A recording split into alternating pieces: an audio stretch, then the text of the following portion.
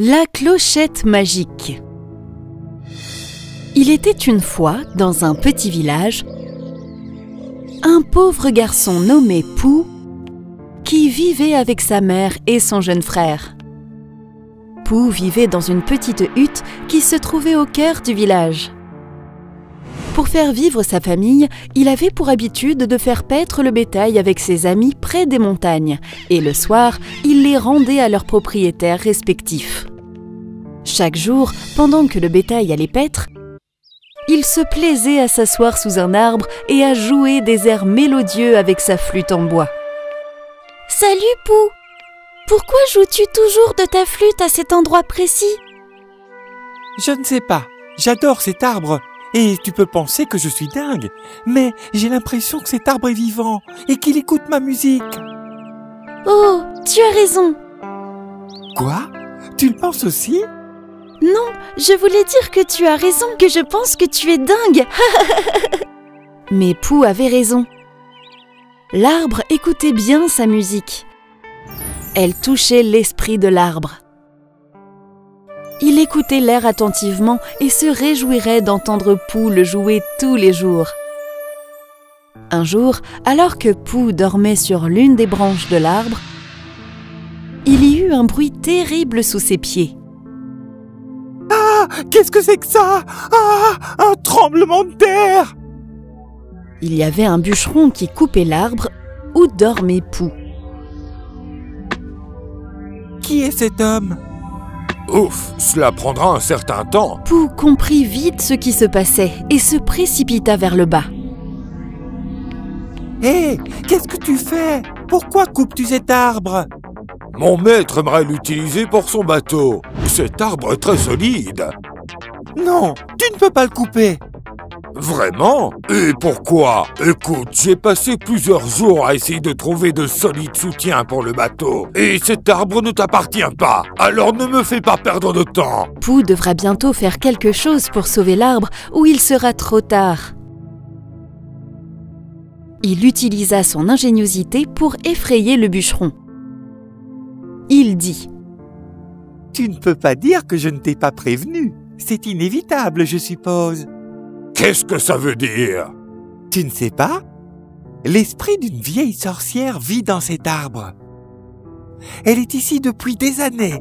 Si tu abats cet arbre, elle s'accrochera à toi, bien sûr. Accroche-toi à moi? Pourquoi?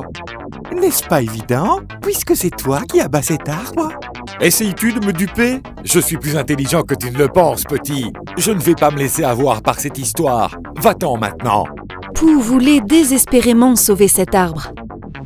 Dès que le bûcheron fut distrait, Pou grimpa et atteignit directement le sommet. Il se cacha dans les feuilles denses et cria: « Ah! Comment osez-vous toucher ma maison? Quoi? Qui est-ce? Si vous détruisez ma maison, je viendrai vivre avec vous. Et je ne vous abandonnerai jamais, humain. Le petit avait raison. Ne t'inquiète pas, humain. Nous serons de bons amis. Le bûcheron prit la fuite aussi vite qu'il put.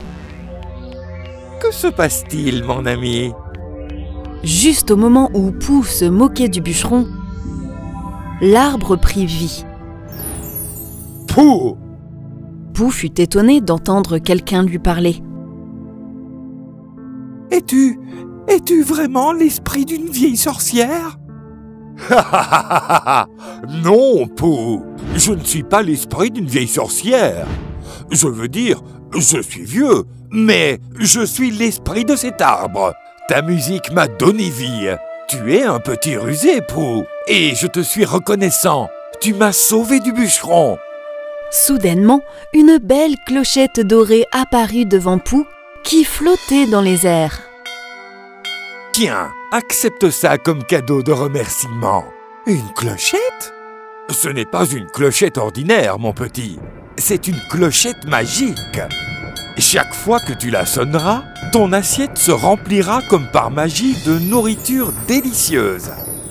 Oh, waouh! Cela m'aidera, ainsi que ma famille. Oui, mais souviens-toi, Pou, tu ne peux sonner cette clochette qu'une seule fois par jour. Je m'en souviendrai. Merci, cher arbre. Pou courut chercher sa mère et son frère au village. Maman, Ronnie, venez, regardez ce que j'ai trouvé. Il leur raconta l'incident. Ils furent ravis de voir la cloche magique. Ils rêvaient de leur mets préféré, sonner la clochette et manger à leur guise.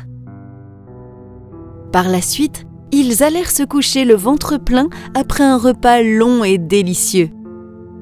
Le lendemain matin, comme d'habitude, Pou sortit le bétail pour aller paître dans le pâturage, laissant la cloche à la maison. Quand il revint le soir, fatigué et affamé, il trouva tous les pots vides. Il ne lui restait plus rien à manger. Pou fut attristé et mangea les restes qu'il trouva dans un placard. Toujours affamé après son maigre repas, il alla au lit.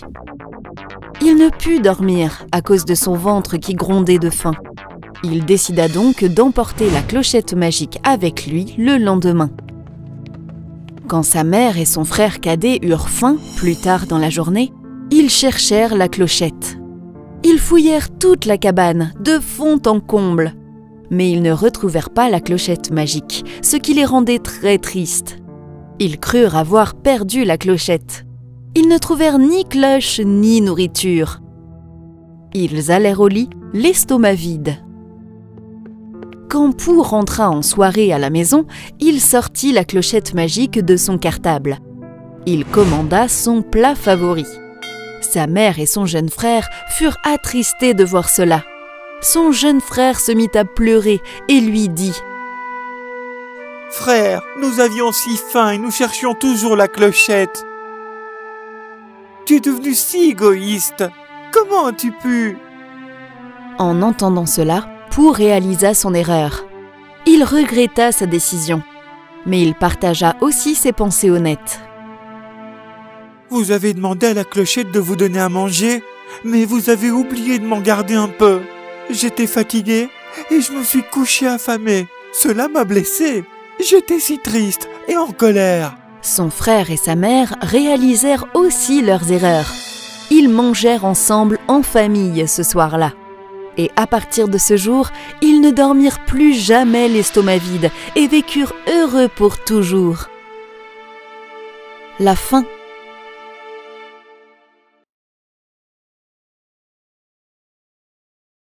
Si vous avez aimé cette histoire, n'hésitez pas à vous abonner à notre chaîne et à cliquer sur l'icône de la cloche pour les prochaines éditions. Surtout, n'oubliez pas de commenter.